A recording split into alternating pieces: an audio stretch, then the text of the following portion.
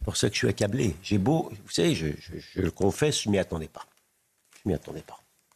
J'ai beau vous raconter tout le temps qu'on n'est plus en sécurité juridique en France, que je suis moi-même pas tranquille en tant qu'avocat quand maintenant je m'adresse aux gens aux juges par rapport à il y a 30 ans, je ne savais pas qu'ils iraient aussi loin. Il faut comprendre que le principe qui a été violé en l'espèce, c'est le principe de double degré de juridiction. Tout le reste, c'est du bruit. De double degré de juridiction.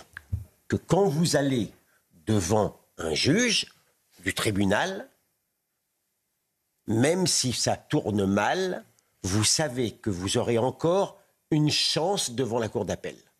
Et là, cette chance, elle a été délibérément violée. Alors même qu'on vous explique qu'il n'y avait pas au niveau de la proportionnalité des choses, il n'y avait pas, encore une fois, d'enrichissement personnel. Mais cette loi le permet, la loi le permet, manifestement. Mais bien sûr que la loi le permet. En ce qui me concerne, depuis que je fais ce métier, il ne m'a jamais arrivé à l'un de mes clients, et j'ai quelquefois défendu des gens qui n'étaient pas forcément ragoûtants, il n'est jamais arrivé à l'un de mes clients ce qui vient d'arriver. Et je peux vous le dire. Pourquoi je suis très triste ce soir ? Je suis pas triste d'abord pour Marine Le Pen, je suis triste pour le peuple français. C'est le peuple français qui est victime de ce qui vient d'arriver ce soir. La capitale de la France aujourd'hui, c'est Bucarest.